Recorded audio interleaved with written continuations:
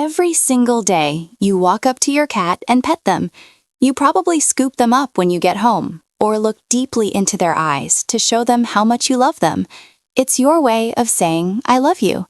But what if the gestures you think are building a bond are actually causing unnecessary stress? We often interact with our cats like they are just small humans, but cats are biologically wired differently.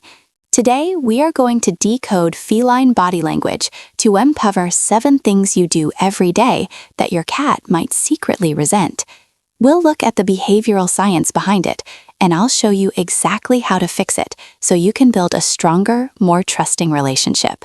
Let's start with a massive mistake you are probably making every single day. You sit on the couch, your cat rolls over, and you immediately go for the full body stroke and the belly rub.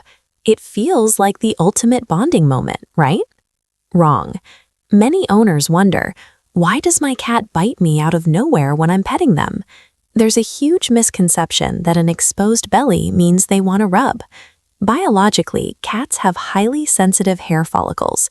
When you repeatedly stroke their spine or touch their belly, it leads directly to sensory overload.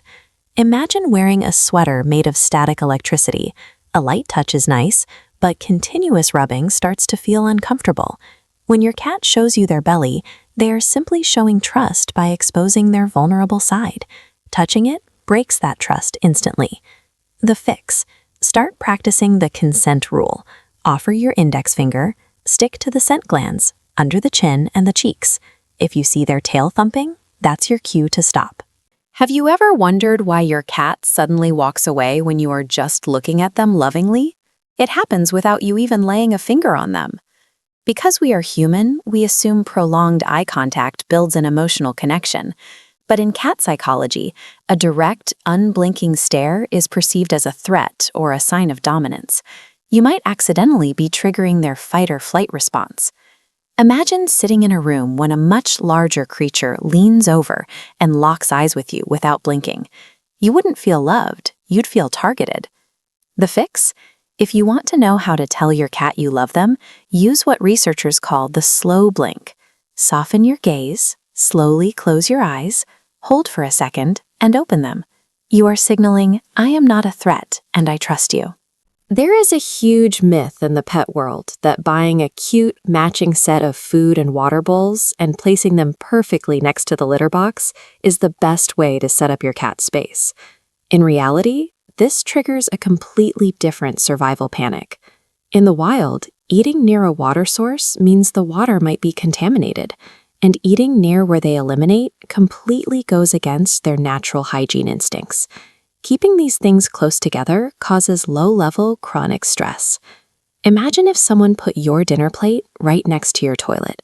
You'd eat because you have to, but it wouldn't be a pleasant experience.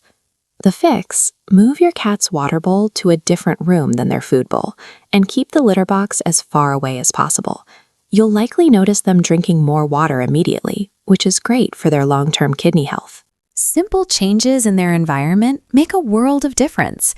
If you're learning something new about your cat's secret language today, a quick like and subscribe really helps us keep making these videos for you.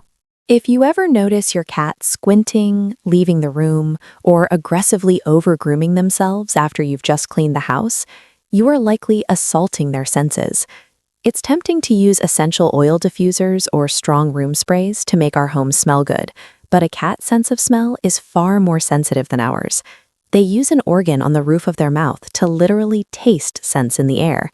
Common scents like citrus or eucalyptus can be deeply overwhelming and sometimes even toxic. Imagine being trapped in a tiny elevator with someone wearing heavy perfume. You can't escape it, and it masks all the comforting smells that make you feel safe.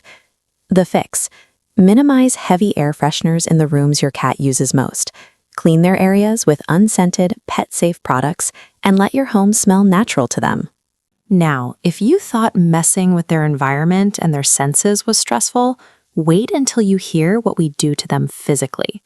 This next mistake is something almost every cat owner is guilty of, and it strips away their absolute most important defense mechanism. Let's talk about gravity. Scooping your cat up from behind to give them a cuddle might feel like love to you, but to them, it's a loss of complete control. Many of us wonder how to pick up a cat correctly because doing it wrong causes immediate anxiety. Cats are 3D spatial navigators who rely on solid footing to feel secure. When you grab them without supporting their hind legs, you remove their mobility. It feels similar to walking down the street and being unexpectedly lifted 20 feet into the air from behind. It takes away all their control and mimics the sensation of being snatched by a predator. The fix? Announce your presence softly. If you need to pick them up, place one hand under their chest and fully support their back paws with the other. Give them a solid foundation, and the moment they want down, let them go. How many times have you walked past your sleeping cat, thought they looked too cute to resist, and given them a quick pet? We figure a quick interruption won't hurt since they sleep up to 15 hours a day. But cats experience highly fragmented sleep. Disrupting their deep REM cycle can interfere with tissue repair and cause an unnecessary spike in adrenaline. It's like being repeatedly woken up during your deepest sleep just to chat. You'd eventually become irritable and chronically fatigued. The fix: treat a sleeping cat as an invisible cat. If they are asleep on your lap and you must move, gently stroke their head to bring them out of slowly before moving them. Protecting their rest is key, but that brings us to the most destructive habit of all, the illusion that cats understand human punishment. When people search for how to discipline a cat, they often try shouting, using spray bottles, or pushing them off counters. However, behavioral studies suggest cats simply do not associate the laid punishment with their actions. They only associate the negative, scary experience directly with you. From their perspective, they jumped on a counter because high places feel safe. Suddenly, their favorite human starts making loud noises and spraying water. It doesn't teach them the counter is bad. It just teaches them that you can be unpredictable. The fix: cats respond beautifully to positive reinforcement and environmental design. Make the counter unappealing with double-sided tape for a few days, and provide a tall, rewarding alternative like a cat tree nearby. Redirect the behavior instead of punishing the instinct. When we start looking at the world through our cat's eyes, everything changes. By tweaking how we interact with them, we stop just being their owners and truly become their sanctuary. Thank you for watching. Go practice that slow blink with your cat, and I'll see you in the next video.